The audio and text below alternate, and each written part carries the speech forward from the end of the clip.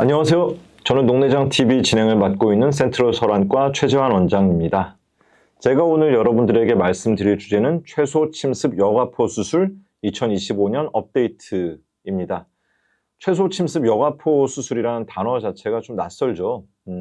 이것은 사실 녹내장 수술의 여러 가지 트렌드 중에서도 굉장히 최신 것으로 아직까지는 많은 분들이 알고 계시지는 못하지만은 또 굉장히 중요한 부분을 차지해왔고 그다음에 차지하게 될 부분입니다.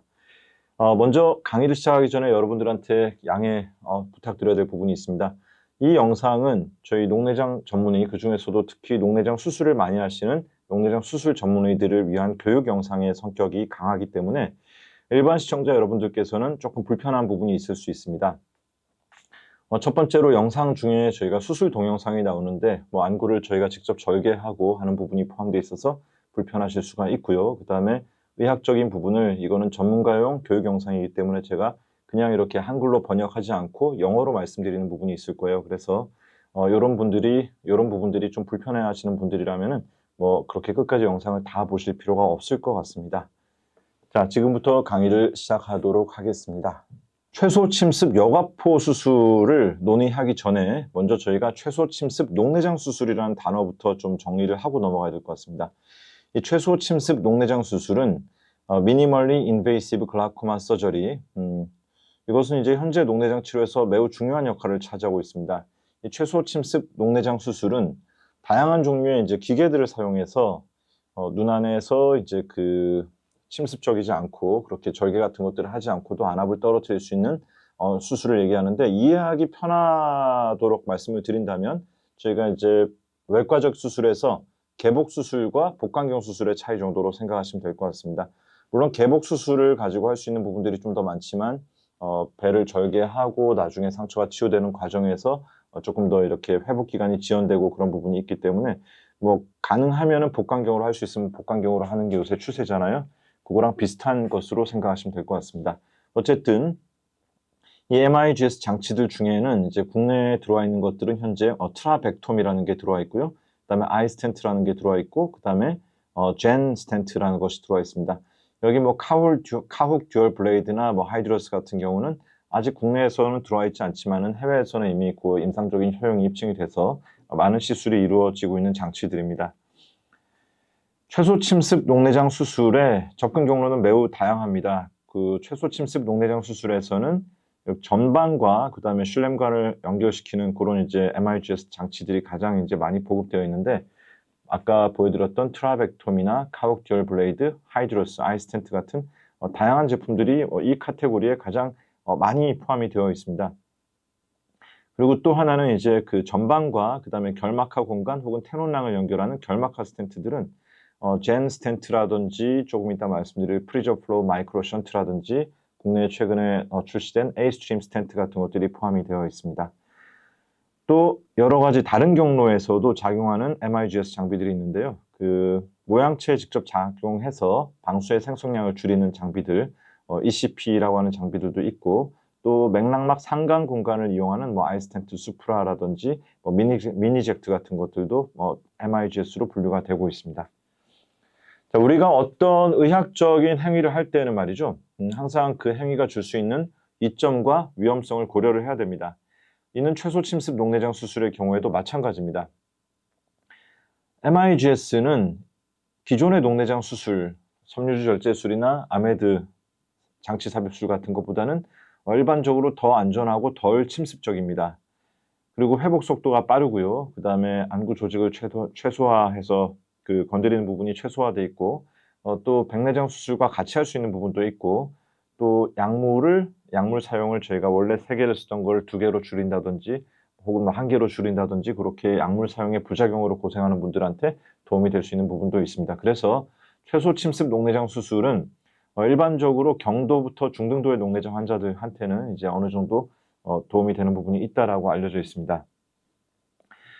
반대로 MIGS의 위험에 대해서는 그렇게 많이 논의가 되어 있지 않아요. 어쩐 약간 컨벤션 효과라고 하나요? 어떤 장치가 새로 들어왔을 때 장점들만이 많이 부각되는 경우들도 있지 않습니까? MIGS의 위험은 말이죠, 녹내장 수술의 좀 더 본질적인 부분하고 관련이 되어 있는 것 같습니다. 즉 안압 하강의 효율성에 대한 부분입니다. 안압이 떨어지는 정도가 만족스럽지 못한 MIGS 장비들이 꽤 있습니다. 그래서 전통적인 녹내장 수술에 비해서 녹내장 진행을 억제하기에 충분한 목표 안압을 얻지 못해서 수술은 했으나 결국 녹내장 진행을 억제하지 못하는 그런 위험성도 있기 때문에 이런 부분을 환자별로 매우 신중하게 고려를 해야 됩니다. 자, 이제 그러면 지금부터는 MIGS, 미니멀리 인베이시브 글라코마 서저리에 대해서 말씀드렸고, 그래서 이거의 한계점을 좀 극복하기 위해서 MIBS라는 단어가 등장했습니다. 이거는 미니멀리 인베이시브 블랩 서저리. 미니멀리 인베이시브 블랩 서저리란 말은 최소 침습 여과포 수술이죠. 이거는 2021년 한 논문에서 처음으로 등장했었습니다. 이 논문에서는 그 MIGS의 여러 범주들 중에서 스텐트를 사용해서 결막이나 테논낭 아래로 여과포를 만드는 수술 방법을 MIBS라는 단어로 정의했습니다. 여과포를 만드는 수술을 따로 분류를 한 이유는 전통적인 섬유주 절제술이 여과포를 만들면서 굉장히 낮은 안압을 얻을 수 있기 때문에 이렇게 비슷한 메커니즘을 가지고 있는 경우에는 조금 더 낮은 안압을 가질 수 있지 않을까 생각을 했고, 거기에 대한 스터디를 하기 위해서 아마 이런 단어가 등장을 한 것 같아요. 구글에서 저희가 MIBS에 대한 정의를 검색을 하면은 나오는 그 첫 아티클에 있는 그 정의 부분입니다. 이거는 이제 미국 온타리오 보건국에서 용어를 정리해 놓은 건데 아마 2024년 버전이기 때문에 비교적 최신 정의라고 생각하시면 될 것 같습니다. 최소 침습 여과포 수술은 어떤 장치를 삽입해서 결막하 공간으로 방수의 배액을 유도하는 수술이라고 되어 있고, 전통적인 수술에 비해서 덜 침습적인 옵션이라고 정의되어 있습니다. 이 정의에 의하면 현재 대한민국에서 사용되고 있는 MIBS 장치는 두 가지가 있습니다. 하나는 젠 젤 스텐트이고 또 하나는 최근 국내에서 큰 인기를 모으고 있는 에이스트림입니다. 젠 스텐트는 2017년도에 국내에 전 세계에 처음 소개됐고 국내에서도 2018년도에 첫 수술이 이루어졌습니다. 그리고 이후에 꽤 많은 수술이 이루어져 왔는데 제일 큰 장점은 결막 절개 없이 삽입하는 그 앱 인터너 방법을 사용해서 결막하 공간에 이렇게 물이 빠져나오는 여과포를 만든다는 것이었는데, 이 부분은 말이죠, 장점도 될 수 있지만 단점이 되는 부분도 있다는 것이 많이 알려지고 있습니다. 최근 들어서. 그 이후로는 첫 번째 그 앱 인터너, 눈 안을 통해서 이렇게 삽입할 때 한국인들이나 그 아시아 사람들에서는 눈꺼풀 사이 공간이 좁은 경우가 많잖아요. 그런 경우에 그냥 기존의 서양에서 고안됐던 방법에 비해서 그렇게 시행했을 때 좀 어려움이 있는 경우가 있습니다. 또 그리고 이제 그렇게 수술할 때 약간 그 방법적인 부분에서 어려움이 있다 보니까 그 여과포가 모양이 이제 항상 우리가 수술했을 때 만들어지는 여과포의 모양이 일정한 게 제일 좋은 수술인데 여과포의 모양이 굉장히 좀 다양하게 불안정하게 나오는 경우들이 가끔 있어서 그 한계점으로 생각이 되고 있습니다. 예를 들어서 그 젠을 앱 인터너로 수술했을 때 우리가 그 마이토마이신을 말이죠, 결막하로 주사를 하게 되는데 이때 이 무혈관성 여과포가 너무 앞쪽에 생기는 경우가 가끔 있고 가끔은 이제 그 젠 스텐트가 전방 내로 이탈을 하거나 혹은 이렇게 그 시스틱한 모양으로 블랩이 되어서 뭐 기능을 잘 안 하게 되는 경우도 있습니다. 젠 스텐트는 수술 후 관리 부분에서도 약간 한계점으로 지적되고 있는 부분이 수술하고 나서 우리가 여과포 니들링을 하는 빈도예요.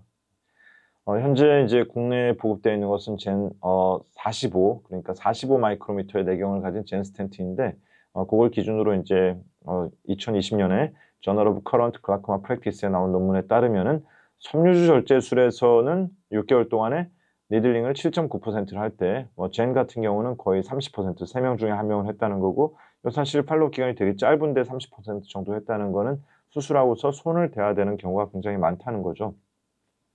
실제로 국내에 처음에 젠 스텐트 수술이 도입됐을 때도 이제 그런 앱 인터널 방법에서 한계점들이 지적이 되었고요. 그래서 그 이후로 밖에서 젠을 삽입하는 방법, 이렇게 결막을 통해서 밖에서 이렇게 삽입하는 방법이나 혹은 아예 그냥 이렇게 결막을 열고서 밖에서 삽입하는 방법, 그런 것들도 이제 많이 개선이 되었고요.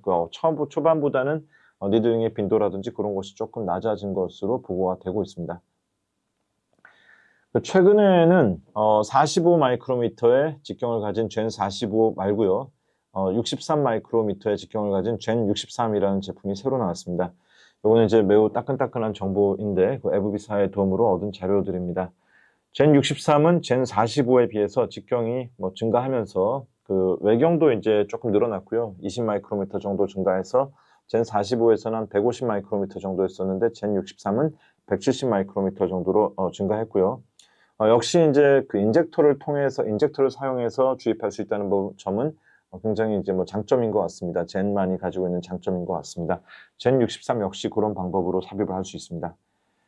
자, 2023년도 옵살모로지 글라코마, 미국 안과학회에서 발행하는 구동내장 저널이죠. 거기서 아이케 아메드 그룹에서 젠 45와 젠 63 그룹에 각각 42안씩 시술한 결과를 발표했는데 기존의 그 젠 45하고는 달라진 부분에 대해서 분석을 했습니다.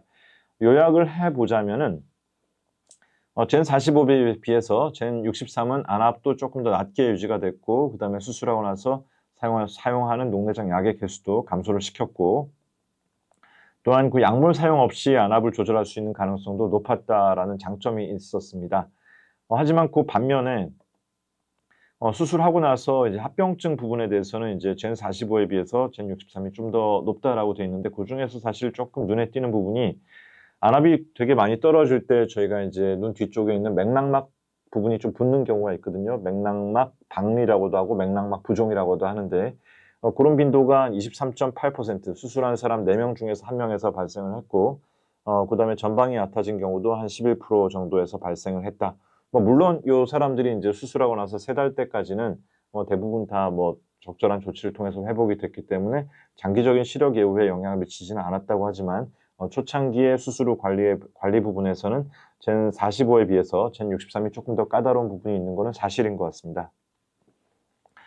이 데이터는 그 안압 하강 효과와 약물 사용 개수를 젠 45, 젠 63 비교를 한 건데 젠 63이 젠 45보다 안압 하강 효과가 4.8mm 머큐리 더 떨어졌다. 그리고 수술하고 나서 12개월째 사용하는 녹내장 안약의 개수도 1.5개 정도 덜 쓰는 것으로 나왔다. 이렇게 분석이 되었습니다. 부작용 부분에서는 좀 아까 말씀드렸던 것들입니다. 3개월 이후에는 대부분 사라지긴 했지만 초기 저안압과 관련된 이슈로 인해서 부작용이 꽤 신경 쓸 만한 정도의 부분에서 발생할 수 있었다.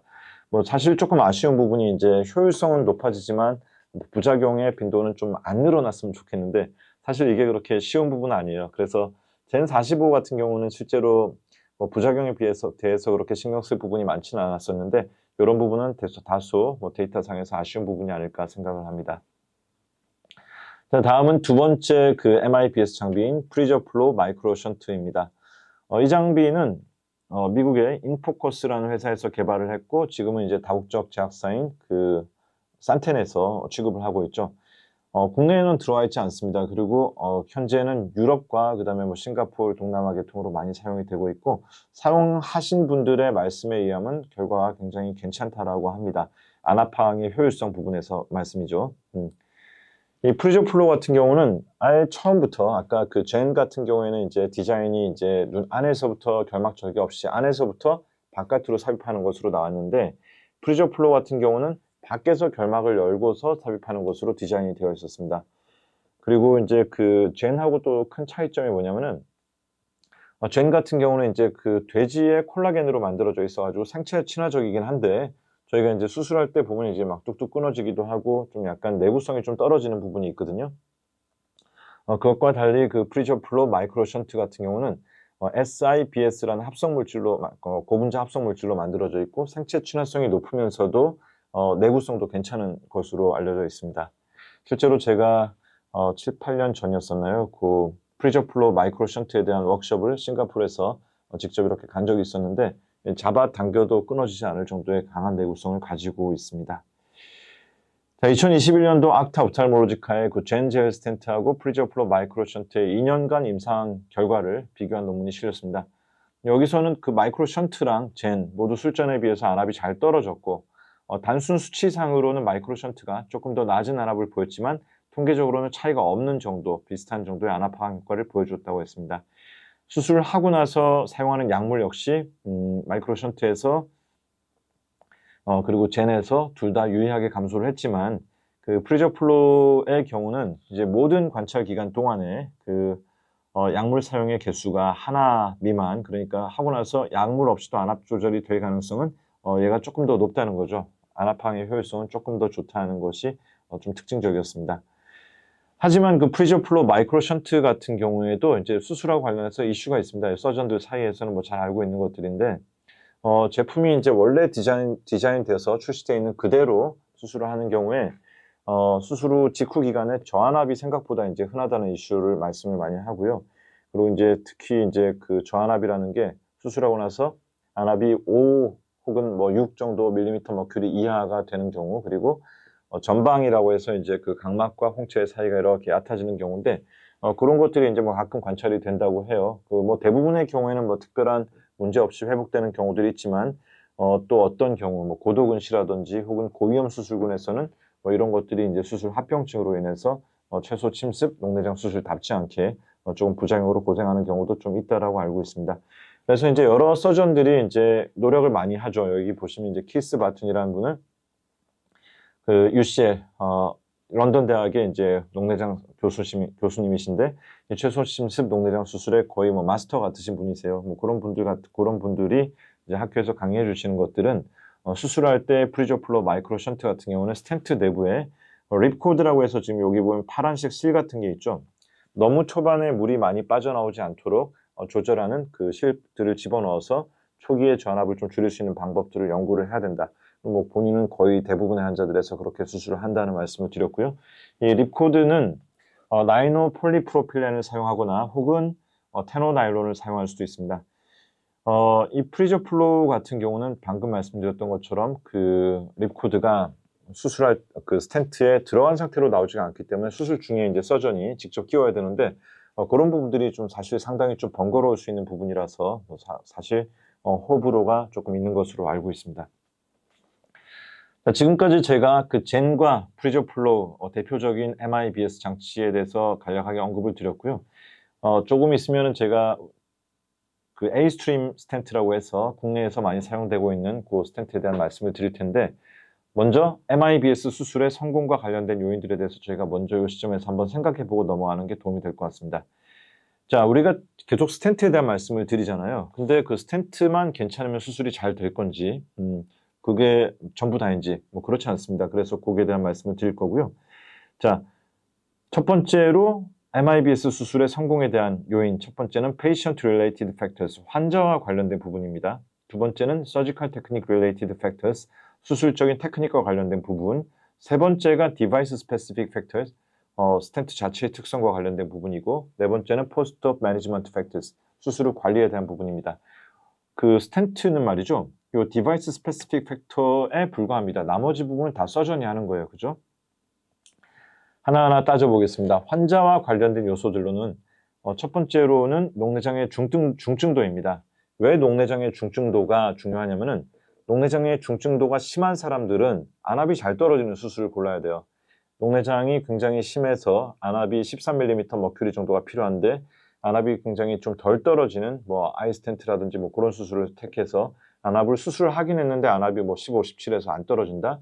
그런 경우에는 뭐 단기적으로는 뭐 그렇게 달라지지 않는 것처럼 느낄 수 있겠지만, 장기적으로 봤을 때는 이 환자의 시야는 소실될 가능성이 높고, 그래서 우리가 녹내장 환자의 수술을 고를 때는 환자의 중증도와 관련해서 서전이 굉장히 신중한 판단을 해야 된다. 낮은 안압이 필요한 경우에는 약간의 위험도가 있더라도 안압이 좀 더 잘 떨어지는 수술을 택하고, 그렇지 않고 뭐 초기나 뭐 중등도에서 뭐 그렇게 그다지 나빠질 가능성이 없는 경우라면은 좀 더 안전성 위주의 수술을 택할 수도 있겠죠. 두 번째는 결막의 건강 상태입니다. 결막이라고 하는 것이 눈 안에서 스텐트를 집어넣어서 스텐트가 방수를 밖으로 빼내고 거기에 물주머니가 생기는 부분인데, 여기에 예전에 이제 뭐 섬유주 절제술을 했다든지 망막 수술을 했다든지 그래서 상처가 있는 경우에는 예후가 좋지 않습니다. 그거는 어떤 종류의 수술이든지 마찬가지예요. 고려를 해봐야 될 것 같고요. 나이와 그 다음에 상처 치유의 속도가 사람마다 다를 수 있는데, 젊은 사람들 같은 경우에는 상처 치유가 조금 격렬하게 일어나는 경향이 있죠. 그래서 오히려 좀 나이가 뭐 60대, 뭐 70대 된 분들에 비해서 20, 30대에서 수술을 했을 때 수술이 실패하는 경우들이 많은데, 그것은 젊은 연령대에서 상처 치유 반응이 격렬하게 일어나기 때문에 그렇습니다. 또 오큘러 아나토미, 이건 눈의 구조죠. 이거는 눈의 크기, 눈꺼풀의 크기, 눈이 안으로 꺼져 있는 정도하고 관련된 요인들인데, 환자가 뭐 프로스타글란딘 제제를 많이 쓴 경우에 눈이 뒤로 쑥 꺼져 있으면 사실은 어떤 종류의 수술이든지 하기가 좀 힘든 경우들이 있습니다. 또 너무 고령이라서 눈꺼풀의 폭이 굉장히 좁은 경우에도 우리가 이제 그 MIBS 수술할 때는 위쪽을 좀 노출을 시키고 해야 되는데 그런 부분들 때문에 성공의 제약 요인으로 작용할 수도 있습니다. 자, 수술 기법 관련한 요소들입니다. 먼저 이거를 수술을 그 에브 인턴으로 할 것인지 안에서 밖으로 접근할 것인지 혹은 밖에서 안으로 접근할 수 있을 것인지에 대한 장단점이 있는데 안에서 밖으로 접근하는 경우는 사실 뭐 환자한테 주는 트라우마는 좀 덜하겠죠. 그렇지만 아까 말씀드렸던 여과포의 모양을 저희가 원하는 대로 조절하지 못할 가능성이 있고요. 또 거꾸로 밖에서 접근하는 경우는 저희가 다 보면서 스텐트를 집어넣는 거기 때문에 조금 더 여과포의 모양 같은 것도 효율성이 있지만은 환자의 회복이나 그런 과정에서 뭐 이물감이라든지 조금 불편한 것들이 조금 더 있을 수 있습니다. 항대사 물질의 사용, 마이토마이신 얘기인데요. 그 마이토마이신 같은 경우에 우리가 그 수술하고 나서 여과포가 달라붙지 않도록 사용하는 물질이잖아요. 근데 그것을 어떤 스폰지를 써서 사용을 하는지 혹은 어느 정도의 농도를 몇 분 동안 적용하는지에 따라서 여과포의 모양이 되게 다르게 나오는 거 잘 알고 계실 거예요. 그래서 이런 것들도 굉장히 중요한 요소다라는 거. 스텐트를 제대로 위치시키는 거. 스텐트가 전방 안에 적절한 위치에 이제 딱 고정이 돼야 되는데 걔가 만약에 이제 뭐 각막에 꽂혀 있는 상태에서 수술이 마무리된다든지 혹은 홍채를 찌른 상태에서 마무리된다든지 그러면 안압이 조절이 잘 되지는 않겠죠. 이런 것들은 이제 의사의 서지컬 테크닉과 관련된 부분이기 때문에 조심하셔야 될 것 같고요. 수술할 때 저희가 즉시 이제 그 여과포가 올라오는지를 보는 것도 되게 중요합니다. 우리가 스텐트를 원하는 위치에 넣었다고 생각하지만은 여과포가 잘 안 올라오는 경우 있거든요. 그럴 때는 이것이 어디서부터 뭐 혹시 잘못된 부분이 있는지 스텐트의 위치가 잘 들어갔다고 생각하지만 안 그런 부분도 있을 수 있거든요. 그런 것들에 대한 것을 체크를 해 보셔야 될 것 같고요. 자, 스텐트 자체의 특성에 대한 부분. 이것은 스텐트의 직경이라든지 스텐트의 재질 그리고 그 스텐트 안에 이제 립코드가 들어있는지 혹은 이제 스텐트를 공막에다 고정시킬 수 있는 날개 같은 것이 있는지 그런 거에 따라 가지고 좀 달라질 수 있다는 얘기고요.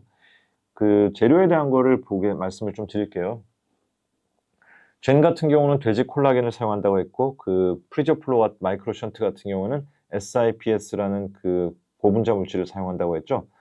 에이스트림 같은 경우는 이제 메디컬 그레이드 실리콘을 사용을 하는데 뭐 메디컬 그레이드 실리콘은 뭐 저희가 뭐 유방 보형물이라든지 혹은 이제 뭐 다른 눈 안에 삽입하는 장치들에서 안전성이 검증이 되어 있기 때문에 뭐 요것에 대해서 뭐 아주 뭐 어떤 물질이 뭐 더 낫다 이렇게 비교를 할 수는 없을 것 같습니다. 실제로 저희가 임상적인 경험 속에서도 뭐 이 젠 에이스트림 스텐트 같은 경우에 분석해서 뭐 노출이 되거나 그런 경우는 거의 없었고요. 수술 후 관리 과정입니다. 수술 후 관리 과정은 주로 저희가 수술을 했을 때 나중에 일어나는 상처 치유 반응에 따라 가지고 니들링을 해야 되는 경우들이 있어요. 근데 뭐 젠 같은 경우에 사실 제일 문제가 되는 게 니들링의 빈도가 확실히 다른 수술들에 비해서 높다는 것은 잘 알려져 있습니다. 근데 니들링이라는 게 뭐 한 번 하고 끝나는 경우도 있지만은 두 번, 세 번 반복해야 되는 경우들이 있기 때문에 그게 계속 반복이 되면은 외래에서 좀 진료가 좀 지연이 되고 뭐 할 때마다 들어가는 비용들 같은 것도 좀 환자한테 부담이 좀 될 수 있습니다. 에이스트림 같은 경우는 이제 니들링보다도 이제 저희가 립코드라고 해서 그 스텐트 안에 들어있는 실이 안압을 조절하는 수술 후에 안압을 조절하는 장치로 이제 들어가 있는데 그것을 어느 시점에 뺄 것인지에 대한 것도 중요하고 그다음에 초기 수술 직후에 이제 팔로업을 잘하는 거 되게 중요하다는 거. 그다음에 수술하고 나서 상처 치유를 조절하기 위해서 저희 스테로이드를 사용하잖아요. 근데 스테로이드를 어느 정도 어느 시점까지 쓰고 어떤 식으로 줄여 나갈 건지 그런 것들도 선생님들께서 치료를 하실 때 잘 지켜보셔야 될 것 같습니다. 자, 지금부터는 이제 2023년 하반기에 그 한국식품의약품안전처의 승인을 받고 출시된 새로운 MIBS 기기인 에이스트림 스텐트에 대해서 알아보겠습니다. 뭐 에이스트림 스텐트는 뭐 여러 선생님들 다 잘 아시겠지만은 뭐 굉장히 큰 주목을 받고 있잖아요. 그리고 최근에 그 사용량이 매우 빠르게 늘고 있습니다. 기술적인 세부 사항입니다. 에이스트림 스텐트는 대한민국의 제조사인 마이크로트에서 제작을 했고요. 의료용 실리콘으로 만들어져 있습니다. 길이는 6mm이고 내경은 100마이크로미터로 젠이나 프리저플러보다 더 큽니다. 하지만 이들과는 다르게 에이스트림은 그 스텐트 내부에 사전에 삽입되어 있는 립코드가 들어가 있습니다. 립코드가 들어와 있어서 초기에는 안압을 그렇게 많이 안 떨어뜨리고 그 다음에 후기에는 립코드를 제거하고 나서 유량이 좀 더 늘어나서 여과포를 좀 더 효율적으로 형성할 수 있는 장치가 들어있고요. 또 그 립 스텐트를 공막에 고정할 수 있는 고정형 날개도 가지고 있습니다. 제가 개인적으로 선호하는 방식으로 이제 뭐 스텐트 수술을 하는데 수술 절차를 간단하게 보겠습니다. 이거는 제가 유튜브 저희 녹내장 TV 채널에 교육용으로 올려놓은 자료고 이미 뭐 1000분이 넘는 선생님들께서 검색해 보셔서 뭐 아마 보신 분들이 많겠지만은 제가 코멘트를 좀 덧대면서 말씀을 좀 드리도록 하겠습니다.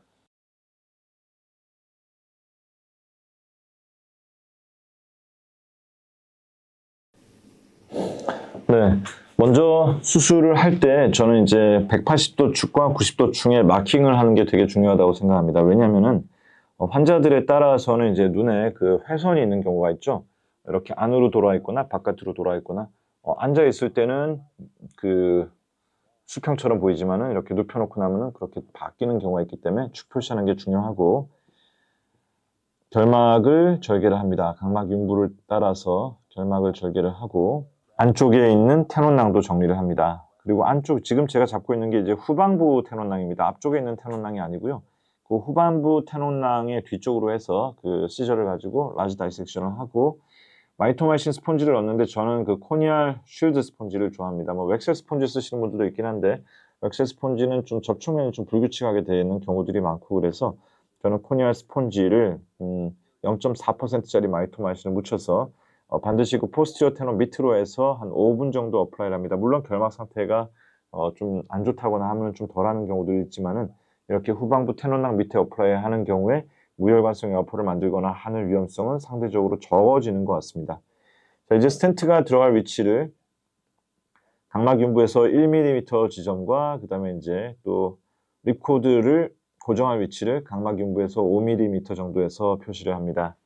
먼저 이렇게 표시를 해놓고 그 다음에 이제 실을 먼저 걸어놓고 하는 게 조금 더 나중에 수술을 좀 더 효율적으로 하는데 편하더라고요. 이건 테노 나일론을 가지고 스텐트를 고정할 실을 걸고 립코드를 고정할 부분도 제가 미리 실을 걸어 놓습니다. 자, 스텐트를 이제 저희가 준비를 하고요. 그 다음에 이제 27게이지 니들 가지고 스텐트가 들어갈 부분을 뚫는데 아까 표시해놨던 부분에서 그 홍채와 평행한 면으로 해서 들어가야 됩니다. 이게 너무 이렇게 막 그 기울어진 상태로 들어가면 각막이나 홍채에 찌를 수 있기 때문에 조심하셔야 되고요.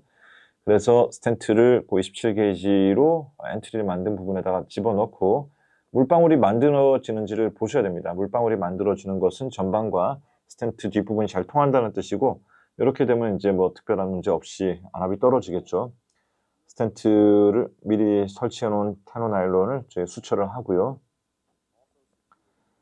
자, 두 번째는 이제 그 립코드를 고정하는 수처가 중요한데 이 립코드를 고정하는 수처는 상당히 뒤쪽으로 되어서 립코드만을 고정해야 됩니다. 이게 너무 앞쪽으로 돼가지고 스텐트 위에서 픽스가 되는 경우 립코드는 빠질 수 있겠죠. 이거 되게 조심스러운 부분이니까 여러 선생님들 수술할 때 매니지를 좀 잘 해주셔야 되고요. 다음은 이제 그 립코드를 각막 윤부에다가 고리를 만들어서 묻는 방식에 대해서 설명을 드릴 건데 이 방식은 조금 더 이제 수술 안정성을 높이기 위해서 제가 고안한 방식이고 이것은 이제 키스 바튼 선생님께서 뭐 학회에서 많이 강의하셨던 폴 글라코마 임플란트에서도 사용되는 방식입니다. 뭐 제가 전 세계에서 뭐 처음으로 고안한 건 아니고 전 세계 수술 대가들이 사용하는 방식을 제가 그 에이스팀 스텐트에서도 뭐 이제 같이 적용을 했다라고 생각하시면 되고요. 30게이지 니들을 구부려서 각막 윤부에서 뒤쪽을 통해서 이렇게 집어넣고 자, 그 다음에 이제 실을 집어넣죠. 아까 립코드를 집어넣습니다. 바늘 안으로 집어넣고 잡아당겨서 윤부 쪽으로 뺍니다. 윤부 쪽으로 빼요. 그리고 또 거꾸로 이제 반대쪽으로 뒤쪽에서부터 이제 각막 윤부 쪽으로 바늘을 30게이지 바늘을 통과를 시키고 그리고서 빼놓은 실을 다시 집어넣어서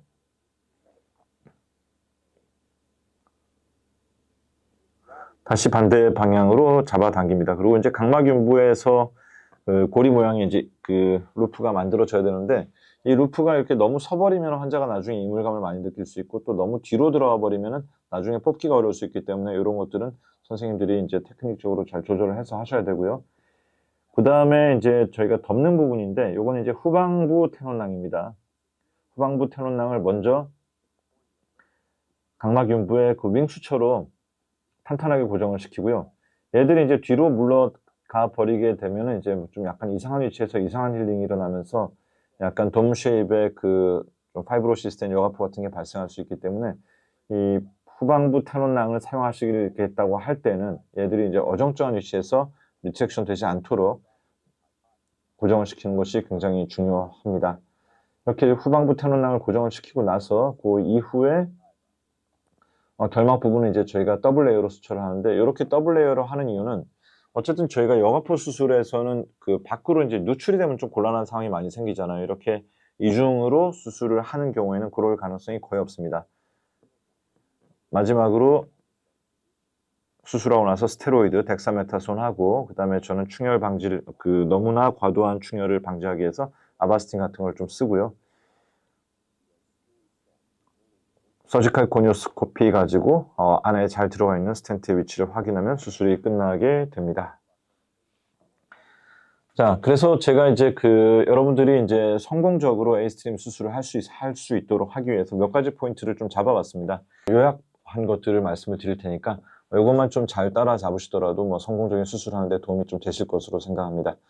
먼저는 좀 이렇게 넓고, 그 다음에 이제 뭐 공간이 넓고 좀 확산된 모양의 여가포를 만드는 게 중요하고, 스텐트 위치를 잘 집어넣는 게 되게 중요하겠죠. 그 다음에 각막윤부에서 리코드 루프를 정확하게 만드는 것, 그 다음에 후방부 테논낭을 만들 때도 좀 정확한 방법으로 만드는 것, 그 다음에 마지막으로 포스트옵 관리에서 리코드를 빼는 시점 중요하다고 생각합니다. 첫 번째, 넓은 여가포는 사실 뭐 에이스트림에서 처음 나온 얘기가 아니죠. 이것은 이제 영국의 유명한 녹내장 수술 전문인 펜코 선생님께서 만드신 슬라이드인데, 되게 이제 뒤쪽으로 물이 빠져나가는 그런 것들이 이제 여가포의 이상적인 모양이라고 했고, 그러기 위해서는 여가포를 조금 넓게 뒤쪽으로 이렇게 막 찢어가지고 다이섹션해서 공간을 만들어 놓는 게 중요하다는 얘기를 했습니다. 그리고 아까 마이토마이신을 어플라이하는 방법에 따라서 넓은 영역에 이분하게 마이토마이신이 적용될 수 있어야지 그런 공간이 생기겠죠. 마이토마이신은 굉장히 이제 이레귤러하도록 뭐 웩스 스폰지 조각조각을 군데군데 해놓고 스테이블하게 넓은 여가포가 생기는 것을 바라는 것은 사실은 약간 좀 어불성설인 것 같아요. 이런 것들은 서전의 테크닉에 굉장히 많이 관련되어 있으니까 신경을 좀 써서 해주시면 좋은 결과를 얻을 수 있을 것 같습니다. 두 번째는 스텐트가 어떤 위치에 들어가는지. 그래서 요거는 이제 사실은 전방내 위치에 대한 부분인데, 스텐트가 딱 일정한 위치에 들어가야 돼요. 그리고 일정한 위치에 들어갔다는 것을 확인하기 위해서 이 드랍릿, 물방울 같은 것들이 만들어지는 거 반드시 확인을 해야 되고요. 그 다음에 요 립코드 루프에 대한 것은 제가 좀 설명을 좀 드리겠습니다.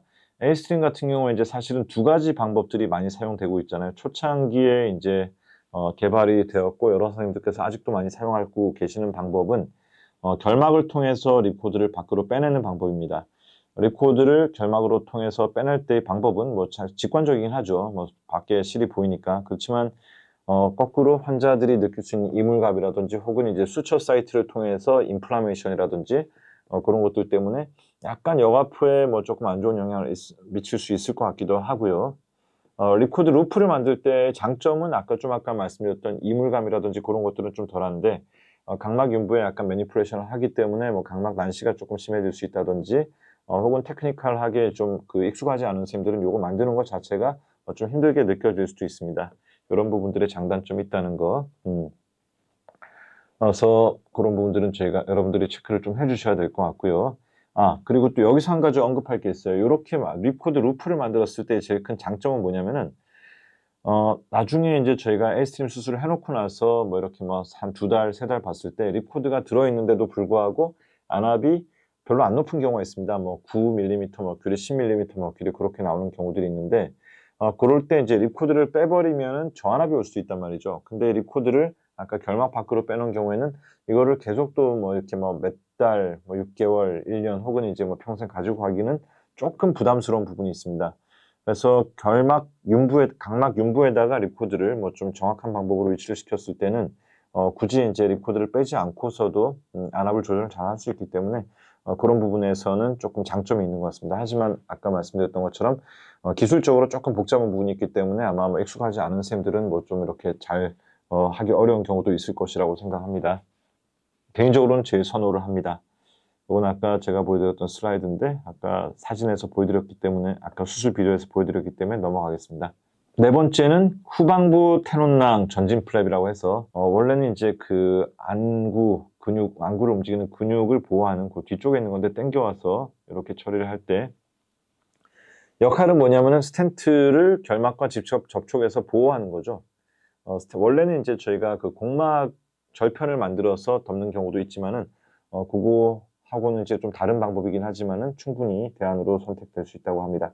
여기에 대해서는 저희가 결과 분석한 것도 좀 이따가 학회 발표했던 것들 통해서 알려드리겠습니다. 이 후방부 테논낭을 당겨가지고 플랩을 만드는 거는 이론적인 근거가 있습니다. 우리가 이제 흔히 이제 저희가 테논낭을 얘기할 때 앞쪽에 있는 전반부 테논낭을 얘기하는데 그건 저기 표시가 되는 ATC라고 하는 거고요. 후반부 테논낭은 이제 저희가 그 각막 외안근을 덮고 있는 근육 부분에서부터 이제 시작이 되는 부분인데 MPTC, Mid Posterior Tenon Capsule이라고 되어 있는 부분인데 조직학적인 분석에 따르면은 요 중후방 테논낭의 평균 두께는 전방부 테논낭보다 일단은 121% 2배 이상 두꺼운 것으로 되어 있고요. 그다음에 아까 수술 비디오에서 보여드렸던 것처럼 굉장히 이렇게 파이브러스한 그 탄탄한 티슈로 되어 있기 때문에 장력이 굉장히 좋습니다. 실제로 시체 안구에서 시행한 이제 봉합 당김 강도 테스트, 어쨌든 잡아당겨서 장력을 측정한 거에서 비교를 해보면은 이 중후방 테논낭은 전방 테논낭보다도 강도가 한 84% 정도 더 높은 것으로 되어 있습니다. 실제로 이 중후방부 테논낭 같은 경우 말이죠. 성형외과 파트에서 이제 논문들이 나와 있는 게 있는데 성형외과에서 저희가 이뉴클레이션 하고 나서 거기 이제 매드포 같은 거를 넣잖아요. 그 안구 보형물 같은 거. 걔들이 좀 이렇게 탈출을 하면 안 된단 말이죠. 그거를 쌀 때도 이 중후방 테논낭을 가지고 쌌더니 이제 뭐 노출이 없었고 뭐 잘 유지가 됐다는 논문들도 많이 있고 뭐 그 근거 자료들이 있는 거기 때문에 여러분들 수술을 할 때 활용하시는 것도 도움이 될 것 같습니다. 자, 그 다음에는 립코드를 제공하는 시점이에요. 립코드를 너무 빨리 빼면은 저한압이 올 수 있고요. 왜냐면 아까 직경이 에이스트림 같은 경우는 직경이 100 마이크로미터라고 했기 때문에 너무 빨리 빼면 초기 저한압이 올 수 있습니다. 그리고 또 너무 늦게 빼는 경우는 또 이 안압이 이제 블랩이 파이브로시스가 오고 난 다음에 뺐을 때는 안압이 잘 안 떨어질 수 있겠죠. 그래서 그런 시점을 잘 관찰을 좀 해야 될 것 같고요. 빼는 것 자체는 뭐 간단합니다, 사실은. 샘플 하나 보여드릴게요. 이 사진은 이제 수술하고 나서 2달째 촬영한 전형적인 이제 환자 사진인데 여기 보시면 이제 이렇게 완만하게 이렇게 용기되어 있는 확산성 여과포가 있죠. 그 다음에 립코드 루프도 문제가 없이 잘 유지가 되고 있는 것을 확인할 수 있습니다. 근데 약간 이제 안압이 조금 마음에 안 들었어요. 안압이 이제 조금 올라가는 것 같아서 그리고 또 저희 단층 검사를 봤더니 약간 요 스페이스가 조금 얕은 것 같아서 이제 저희가 립코드를 뺐습니다. 립코드 빼는 영상을 한번 보시면은 잡아서 끝부분을 잡고 빼면 됩니다. 그냥 포셉 가지고 매우 간단하죠. 그러고 나서 봤더니 이 여과포가 조금 더 넓게 확산이 된 모양이고 그 다음에 빼기 전에는 17mm 머큐리였던 안압이 7mm 머큐리까지 많이 떨어졌고 여과포의 모양 자체도 좀 크게 벌어진 것을 크게 올라온 것을 볼 수 있습니다. 그 에이스트림의 경우에서는 저희가 지금 여러 가지 방법들을 좀 중구난방으로 말씀드리고 있는데 아직까지 한계점이 되는 부분이 있습니다. 뭐냐면은 그 개발한 선생님하고 이제 초창기에 수술 그룹하고 또 이제 수술이 여러 이제 뭐 그 국내 선생님들한테 퍼져나가면서 좀 더 개선된 방법들하고 거기에 대해서 통계 같은 것들이 별로 없어요. 아직 정립이 되지 않았다는 부분인데요. 이런 부분에 대해서 저희가 가이드라인을 어느 정도 드리고 싶어서 저희 센트럴 소아과 녹내장 팀에서 이 부분에 대해서 임상 연구를 진행했고 결과를 지난 6월달 하와이 호놀루루에서 열린 세계 녹내장학회에서 포스터로 발표했습니다. 이 내용 잠깐 살펴보겠습니다. 이 연구의 목적은 에이스트림 스텐트 수술을 받은 환자들 대상으로 수술 직후의 초기 임상 결과를 수술 기법별로 분석하고 이를 바탕으로 수술하시는 선생님들한테 보다 최적화된 수술 방법을 제안하려고 했습니다. 이거는 이제 2024년도 6월부터 저희 병원에서 에이스트림 스텐트 수술을 받은 59안의 사례를 포함했고 이 환자들의 인구학적인 특성은 원발 개방각 녹내장이 39안, 가성, 낙석 녹내장 환자가 8안, 그리고 포도막염 녹내장 환자 5안 등등 이렇게 구성이 되어 있었고 수술을 기존에 받았던 환자들도 31눈이 포함이 되어 있었습니다. 그래서 환자들은 저희가 두 그룹으로 나눠서 분석을 했습니다. 첫 번째 25명의 환자들은 제가 수술 기법을 배우는 초기 단계에서 시행한 케이스였기 때문에 다양한 수술 기법을 사용했어요. 립코드 처리하는 것도 저희가 결막 밖으로 빼기도 했었고, 그 다음에 결막 밖으로 뺐었고요. 첫 그룹에서는. 그 다음에 두 번째 스텐트를 덮는 방법은 아까 말씀드렸던 후방 편원낭을 쓰기도 하지만 심혈막을 쓰기도 하고 공막 플랩을 만들기도 하고 혹은 이제 그냥 아무것도 안 하고 결막만 덮기도 했습니다. 두 번째 같은 경우는 이제 차이가 크게 나는 부분은 립코드를 저희가 아까 말씀드렸던 그 각막윤부 루프를 가지고 만들었다는 거, 그 다음에 모두 다 중후방 태논낭으로 덮었다는 거, 그런 것들이 차이가 나고요. 두 군을 가지고 이제 분석을 해봤더니 두 그룹 모두에서 그 안압은 잘 떨어졌습니다. 유의미하게 떨어졌고 그 추이 추적 관찰 기간 동안에 그룹 A가 안압이 더 나왔다, 그룹 B가 안압이 더 나왔다 그런 건 없었습니다. 유의한 차이가 없을 정도로 안압은 조절이 잘 됐고요. 녹내장 약물의 사용 개수 또한 수술을 직전에는 2.7개, 2.2개를 썼었지만 수술 후에는 거의 안 쓰거나 혹은 이제 6개월 지났을 때 하나 정도 쓰거나 굉장히 안압 조절이 잘 되는 양상을 보였고 두 그룹 사이에 차이는 없었습니다. 그 안정성 측면에서 저희가 이제 시력과 그 다음에 수술 합병증을 분석을 하는데 교정 시력을 가지고 분석을 했을 때 그룹 A와 그룹 B를 봤을 때 그룹 A 같은 경우에 그룹 A보다는 그룹 B 군에서 조금 시간이 지났을 때 안압이 조금 더 빠른 회복 경향을 보이긴 했는데 통계적으로 큰 차이는 없었습니다. 근데 이제 저희가 차이가 나는 부분들을 지금부터 좀 말씀을 드릴 거예요. 먼저 차이가 나는 부분부터 말씀을 좀 드리겠습니다. 첫 번째는 그 립코드, 아까 말씀드렸던 안압 조절용 실 있죠. 그리고 역압포 관련한 합병증 부분에서는 차이가 좀 났어요. 뭐냐면은 아까 립코드가 빠져버리면 좀 곤란한 부분이 생길 수도 있다라고 말씀을 드렸잖아요. 근데 그룹 B 같은 경우 각막윤부 고리를 만든 경우에서는 어떤 눈에서도 립코드가 밖으로 빠지거나 혹은 결막 안으로 말려 들어가는 경우가 없었지만은 그룹 A 같은 경우에서는 그런 경우들이 그룹 립코드의 디스로케이션이 3케이스, 립코드의 리트랙션이 4케이스가 있었습니다. 그것은 통계적으로 약간 의미가 있게 차이가 났고요. 하지만 이제 전반적으로 이제 저희 저안압의 측면에서 수치적인 저안압이라든지 증상에 따른 저안압이라든지 그런 것들에 대해서는 큰 차이는 없었습니다. 그리고 특히 그 맥락막 부종 같은 경우에 말이죠. 그룹 A에서 8%, 그룹 B에서 이제 14.7% 정도에서 발생을 했지만 수술 후 한 달째 지났을 때 남아있는 경우는 없었습니다. 이런 면에서는 어떤 그 수술하고 나서 직후에 안압이 잘 떨어져서 일시적으로 좀 뒤쪽에 맥락막 같은 게 부을 수 있지만은 이게 장기적인 합병증을 만드는 경우는 더 관찰이 되지 않았다라고 말씀을 드릴 수 있을 것 같고요. 이건 또 각자 환자마다 좀 다를 수 있기 때문에 임상적인 부분에서 각자 또 다르게 생각하셔야 될 것 같습니다. 자, 립코드를 저희 제거를 했을 때 안압이 어떻게 변하는가, 이거 굉장히 많은 분들이 궁금해하시는 부분인데 실제로 스타디가 된 게 별로 없어가지고 저희가 이번 스타디에서 포함을 시켰습니다. 그룹 A에서 수술 전에 그 립코드 제거 전에 안압은 20.3mm/Q였었는데 립코드를 빼고 나서는 9.5. 이거는 수술 그 립코드를 제거하고 나서 저희가 30분 있다가 안압 직접 재거든요. 그때 이제 직후의 안압이고요. 그게 이제 일주, 한 달째 될 때는 다소 조금 올라가는 양상을 보이지만 어쨌든 직후에는 굉장히 유의하게 떨어졌고요. 그룹 B도 마찬가지로 립코드를 제거하고 났더니 이제 안압은 굉장히 유의한 수준으로 떨어져서 한 달째까지 유지가 잘 되더라는 것을 보여줬습니다. 자, 그리고 수술 성공을 저희가 이제 임상적으로 임상적으로 의미 있는 합병증이 있는 저안압이 없이 안압이 21mm/Hg 미만이고 그다음에 기준 안압 대비해서 그 최소 20% 이상 감소한 경우로 정의를 했었을 때 그룹 A 같은 경우는 76%의 성공률을 보여줬고 그룹 B 같은 경우는 88.2%의 성공률을 보여줬습니다. 안압 방의 효율성 면에서는 상당히 이것은 좀 고무적인 수치예요.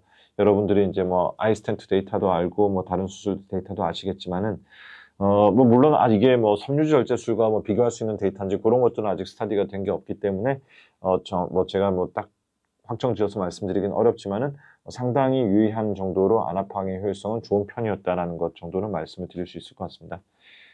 그룹 A에서, 그리고 이제 모든 녹내장 수술이 하고 나서 실패할 수 있잖아요. 그죠? 실패하고 나서 2차적인 수술로 간 경우는, 그룹 A 같은 경우는 이제 저희가 추가적으로 에이스트림을 한 경우가 한 케이스 있었고, 섬유질 절제술을 한 경우 하나, 그 다음에 그 느린 응고 속도를 이용한 그 모양체 광응고술을 한 게 두 케이스. 그룹 B 같은 경우는 이제 아메드를 한 케이스도 있었습니다.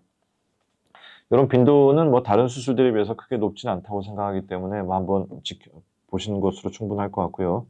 마지막으로 제가 증례 몇 개만 보여드리고 오늘 강의를 마치겠습니다.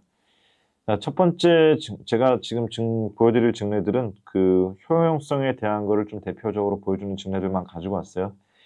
첫 번째 케이스는 원발 개방각 녹내장 환자예요. 6개월째 데이터인데, 이 사람은 51세 남자 환자고, 수술 직전에 저희가 약을 최대한도로 쓰면서 제 나압이 23mm 머큐리였었습니다. 근데 수술하고 나서 6개월째는 약물 사용 없이, 그리고 립코드는 중간 과정에서 제가 뺐고요. 약물 사용 없이 11mm 머큐리. 이 정도면 굉장히 낮은 수치죠. 이게 항상 이제 녹내장 수술의 효용성을 평가할 때 이게 로우틴, 그러니까 10대 초반에다 안압을 갖다 놓을 수 있냐 아니면 그건 안 되냐 가지고 또 많이 얘기를 하잖아요. 저희가 아이스텐트라든지 아메드 같은 경우는 나중에 파이널 수치가 한 15, 16 정도 나오니까 이렇게 로우틴을 목표로 할 때는 효용성이 떨어지는 수술이다 이렇게 얘기를 하기도 하고, 근데 어쨌든 6개월째 데이터긴 하지만 약물 사용 없이 11mm 머큐리 정도 나오는 거 고무적용 수치라고 생각해서 보여드리는 거고요. 두 번째는 정상안압 녹내장인 경우에요. 정상안압 녹내장 같은 경우에는 역시 마찬가지로 이게 안압을 10대 초반에 갖다 놓을 수 있냐 없냐에 따라서 이 수술을 택할 것인지 말 것인지 결정을 많이 하죠. 이 환자는 59세 NTG 환자였어요. 실제로 약물을 사용하지 않았을 때 안압 기록되어 있는 것은 18mm 머큐리였고, 환자는 수술 결정할 때 저희가 약물을 최대한도로 쓰면서도 안압이 15mm 머큐리 이상으로 안 떨어져서, 그리고 그렇지만 시야가 나빠지고 약물 부작용으로 고생을 하고 있어서 수술을 결정을 했어요. 이 사람은 수술하고 안압이 너무 잘 나왔습니다. 지금 수술하고 나서 여가포 모양도 매우 좋고요. 공간도 이렇게 굉장히 넓고 그냥 누가 보기에도 예쁜 공간이 나와 있죠. 그리고 안압이 알파간을 쓰면서 9mm 머큐리 정도 나왔었습니다. 그리고 립코드는 제가 가지고 있었어요. 빼지 않고서도 주변에 이제 인플라메이션이나 환자 불편감 없이 유지가 잘 됐기 때문에, 그다음 뺐을 때 약간 하이포토니가 올 가능성도 완전히 배제할 수 없었기 때문에 일단 가지고 지내면서 해피하게 지금까지도 잘 지내고 있습니다. 6개월 이상 지났습니다. 현재 시점은. 세 번째는 이제 그 립코드에 대한 부분인데요. 립코드가 이제 오늘 제가 이제 어쨌든 메디컬한 강의이기 때문에 제가 항상 장점, 단점 있을 수 있는 거 다 말씀을 드리잖아요. 모든 경우에 예쁘게 나오진 않고 지금처럼 이 환자분처럼 JOAG 그 연소성 녹내장 같은 경우는 환자의 치료 반응이 굉장히 거칠잖아요. 38세 남자였었는데 이 사람을 하고 나서 좀 약간 결막에 혈관화가 좀 심했고, 그 다음에 여가포 모양도 좀 낮고, 그 다음에 안압도 좀 높았어요. 이거를 립코드를 뺄까 말까 결정을 하다가 한 3주 정도 됐을 때 조금의 리스크는 있지만 이거 그대로 놔두면 여가포가 그냥 좀 죽어버릴 수 있겠다 싶어서 3주째 립코드를 제거를 했어요. 하고 났더니 안압은 이제 11mm 머큐리, 그 다음에 이렇게 여가포가 올라온 게 보이죠. 하기 전에는 이렇게 높이가 낮았는데 립코드를 빼고 났더니 여가포가 올라오고 굉장히 모양이 완전히 달라졌습니다. 그래서 환자는 지금 해피하게 지내고 있는 케이스고요. 자, 마지막 케이스입니다. 마지막 케이스는, 자, 이쪽 왼쪽에 있는 사진은 섬유주 절제술을 하고 난 사진이고요. 오른쪽은 지금 에이스트림 스텐트를 넣고 난 후의 사진입니다. 왼쪽은 이제 타 지역의 이제 대학병원에서 섬유 절제술을 하고서 실패해서 기타 등등 여러 가지 수술하고 오셨던 분인데, 이 사진을 고른 이유는 섬유주 절제술을 할 때 이제 만드는 그 공막의 플랩의 위치가 매우 잘 나와 있어서 보여드리는 겁니다. 이분은 이제 위에 이제 결막이 마이토마이신을 쓰면서 무혈관화가 돼서 이렇게 잘 보이는 건데, 어쨌든 자, 섬유주 절제술에서는 물이 빠져나오는 위치가 틀리죠. 각막 윤부에서부터 요 방향, 요 방향, 요 방향, 요 방향. 그러니까 각막 윤부의 앞부분을 통해서 물이 빠져나옵니다. 여가포의 위치가 생기는 부분, 방수가 유출되는 부분이 이 위치고요. 에이스트림 같은 경우는 스텐트가 여기서부터 이렇게 들어와서 한 4mm에서 5mm 정도 뒤에서 스텐트가 끝나고, 그렇기 때문에 여가 방수가 유출되는 위치가 이렇게 뒷부분으로 가는 거예요. 아까 섬유절제술은 앞부분 여기라고 했잖아요. 여기에 비해서 훨씬 뒷부분에서 방수 유출이 이루어지기 때문에 우리가 마이토마이신을 적용하는 방식이라든지 혹은 여러 가지 테크닉들이 섬유절제술하고는 많이 틀려야 됩니다. 자, 결론을 말씀드리겠습니다. 제가 이 스터디에서 말씀드린 결론은 저희가 ASTM 스텐트 수술이 비교적 최근에 도입이 되어서 아직까지 수술 방법이 정립되어 있지는 않습니다. 하지만 저희 병원에서 임상적인 연구, 세계농내장학회에서 발표한 임상적인 연구 결과에 따르면은 이 중후방 테논낭을 좀 당겨서 이제 뭐 그 스텐트를 커버하고 그다음에 그 립코드를 각막 윤부 고리를 만들어서 하는 방법이 어느 정도 안전성이나 뭐 그런 부분에서 뭐 효과를 좀 보이는 소식으로 이제 검증을 받았다는 걸 말씀드리고 싶습니다. 자, 오늘 강의에서 마지막으로 여러분들한테 말씀드리고 싶은 겁니다. 오늘 강의의 제목이 최소 침습 여과포 수술에 대한 부분이었잖아요. 이 최소 침습 여과포 수술은 최소 침습 녹내장 수술보다는 조금 더 안압을 효율적으로 떨어뜨리는 방법으로 지금 이제 많이 각광을 받기 시작했는데 역시 아직까지는 조금 더 연구가 진행되어야 되는 부분이 있습니다. 특히 장기적인 결과에 대한 부분은 저희도 이런 부분은 임상연구팀에서 연구를 진행을 하고 있습니다. 두 번째는 그 스텐트 자체도 물론 중요하지만 다른 요소들, 아까 보여드렸던 환자와 관련된 요소, 의사의 서지컬 테크닉과 관련된 요소, 수술 관리에 대한 것들, 이런 것들 MIGS보다는 훨씬 더 복잡하기 때문에 그런 것들에 대해서 여러분들이 신경을 많이 쓰셔야 되고요. 그 다음에 이게 방수의 흐름이라든지 그 상처의 치유 과정에 대한 이해들이 조금 잘 되어 있으면은 여러분들이 각각의 개별 케이스를 치료하시는 데 훨씬 더 도움이 될 겁니다. 말씀드릴 마지막 얘기는 이 미니멀리 인베이시브 블랩 서저리 같은 경우에는 서전이 제일 중요해요. 뭐 스텐트도 물론 중요하지만 서전이 훨씬 더 중요한 수술입니다. 이런 부분에서 여러분들이 또 계속 여러 가지 면에서 경험을 쌓고 또 많이 배우고 저도 노력을 해서 여러분들하고 같이 경험을 공유하도록 하겠습니다. 자, 오늘 뭐 슬라이드 중에서 특히 수술 영상에 대해서 관심 가지는 분들이 많아가지고 요거는 저희가 그 녹내장 TV의 동영상 중에서 있으니까 한번 찾아보시고요. 요 QR코드 찍으면 바로 연결이 되니까 뭐 보시면 될 것 같습니다. 자, 오늘 강의 뭐 이상이고요. 사실 녹내장 수술이라고 하는 것들이 이제 시간이 지나면 새로운 것들이 계속 나옵니다. 제가 2003년도에 녹내장 수술을 서울 아산병원에 있을 때 뭐 처음 시작을 했었는데 2004년도쯤 되겠네요. 이제 그때쯤부터 시작을 했었지만은 그 당시에는 섬유주 절제술과 뭐 아메드밸브 삽입술이 있었고 뭐 그 이후에 여러 가지 수술 재료들이 이제 바뀌었고 최근 들어서는 이제 뭐 아이스텐트라든지 뭐 젠이라든지 혹은 최근에 에이스트림이라든지 다양한 방법의 수술들이 도입이 되고 있지만 각각의 장단점이 있습니다. 어떤 것이 가장 좋은 수술이고 어떤 것은 뭐 못한 수술이고 그런 것이 아니라 우리가 야구로 치면 어쨌든 그 뭐 직구를 칠 때의 타법과 변화구를 칠 때의 타법이 달라야 되잖아요. 그런 것처럼 각각의 환자에 맞는 수술을 잘 셀렉션 하는 것이 되게 중요한 방법이라고 생각하고 이런 것들을 함께 공부하고 또 지식 나누면서 우리 대한민국의 녹내장 환자들의 좀 더 나은 시야 보존을 위해서 노력했으면 좋겠습니다. 오늘 뭐 제 강의 들어주셔서 감사하고요. 앞으로도 가끔 소식 전하겠습니다. 감사합니다.